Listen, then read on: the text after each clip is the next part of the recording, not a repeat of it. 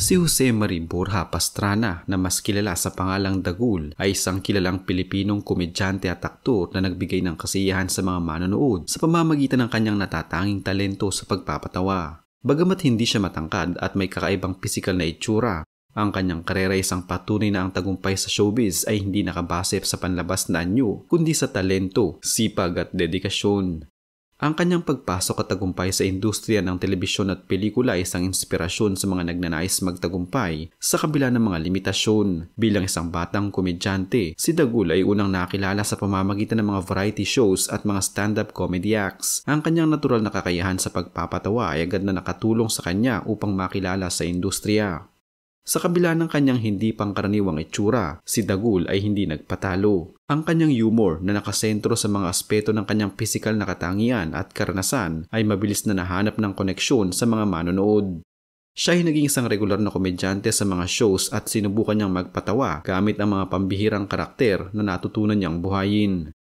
Isa sa mga pinakamahalagang sandali sa karera ni Dagul ay nang maging bahagi siya ng School Bukol, isang sitcom na naging isa sa mga pinakapopular na palabas sa telebisyon noong dekada 80 hanggang 90. Ang School Bukol ay nagkwento ng buhay ng mga guro at estudyante sa isang paaralan, at si Dagul ay nagbigay buhay sa isang karakter na nakatulong sa pagpapatawa at pagpapalawak ng kwento ng palabas. Dito ay nahanap ni Dagul ang kanyang lugar sa mundo ng showbiz at naging paborito ng mga manonood dahil sa kanyang natural na kasayahan at pagiging bukas sa pagpapatawa sa kahit na anong sitwasyon. Matapos ang tagumpay sa telebisyon, si Dagul ay pumasok na rin sa mundo ng pelikula. Sa kanyang mga pelikula, siya ay lumabas sa mga komedya at drama na nagpapakita ng kanyang versatility bilang isang aktor. Hindi lamang siya isang komedyante, kundi nagpakita rin siya ng kahusayan sa mga seryosong pagganap na tumatak sa mga manonood. Ang kanyang kakayahan na magsanib ng komedya at drama ay nagbigay sa kanya ng mga papel sa iba't ibang proyekto.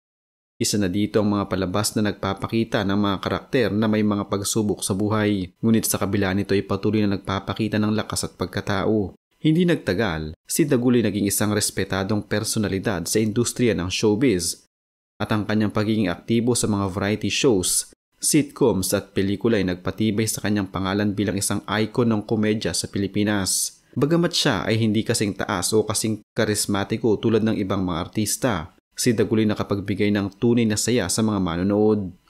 Siya ay naging halimbawa ng isang tao na hindi inalintana ang mga pisikal na aspeto o ang mga hindi pagkakapareho kundi ang kahalagahan ng talento at kasiyahan na ibinibigay sa mga tao.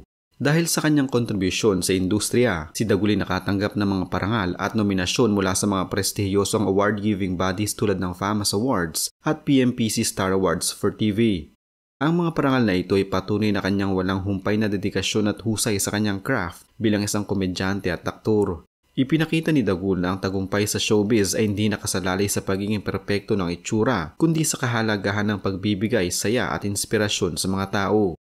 Si Dagul ay hindi lamang isang komedyante, kundi isang simbolo ng tagumpay sa kabila ng mga pagsubok. Ang kanyang karera ay nagpakita na ang isang artista ay hindi kailangang maging perpekto sa panlabas na anyo, kundi sa kakayahan niyang magbigay kasiyahan at makapagpatawa sa mga tao. Sa pamamagitan ng kanyang pagsusumikap, natutunan niyang magtagumpay sa kabila ng mga hadlang at nagbigay siya ng inspirasyon sa iba pang nagnanais pumasok sa industriya ng showbiz.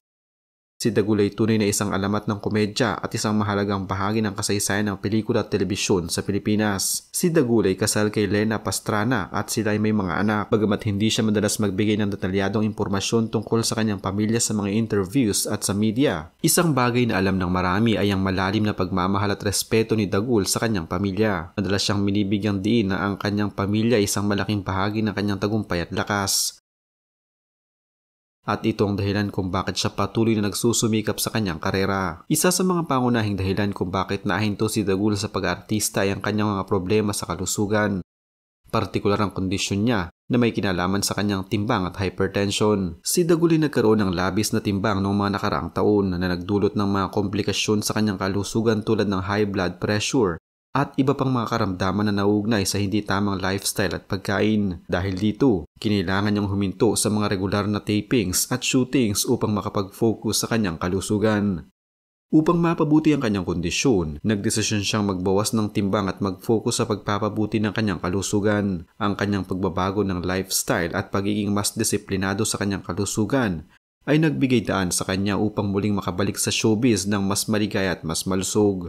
Dahil sa mabilis na pagbabago ng industriya ng showbiz at ang pagsikat ng mga bagong henerasyon ng mga artista, may mga pagkakataon din na ang mga mas batang artista ay nakakakuha ng mga proyekto na nagiging sanhi ng pagbaba ng visibility ng mga nakatatandang personalidad. Habang marami ang patuloy na sumusuporta kay Dagul, maaaring naging mahirap para sa kanya na makahanap ng mga proyekto na tumugma sa kanyang edad at imaheng ibinibigay niya sa publiko. Ang Gawin Bulilit na kung saan naging main cast si Dagul sa loob ng mahigit isang dekada na natapos noong taong 2019, sa muling pag-ere nito ay napalitan si Dagul ng bagong komedyante na may kapareho niyang kondisyon. Siya ay si Baby Giant. Sa panayam kay Renz Joshua Banya o mas kilala bilang si Baby Giant, inamin niyang ramdam niya ang pressure sa pagkakataong ibinigay sa kanya ng direktor ng programa na si Bobot Mortiz bilang kapalit ni Dagul Pastrana sa Kiddie Gag Show. Ayon sa Small But Terrible Star, hindi ganun kadali na palitan ang iniwan na marka ni Dagul sa Kiddie Gag Show na isa sa mga kinagiliwan ng mga manonood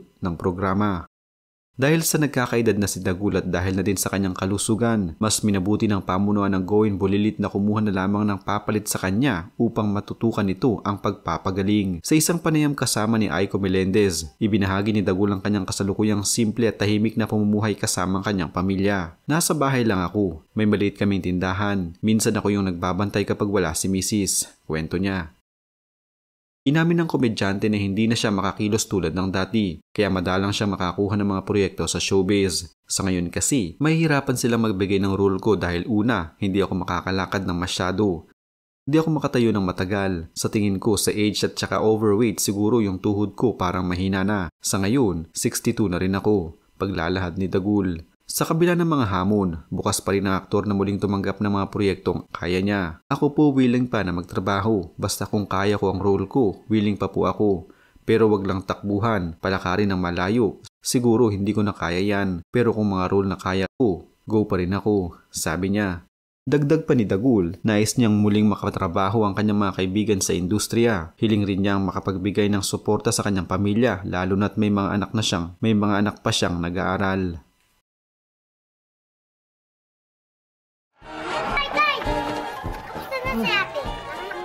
Oo, nanganak na. Lalaki po ba o babae? Hindi ko alam kung lalaki o babae. Kaya hindi ko alam kung ikaw ay isa ng auntie o uncle.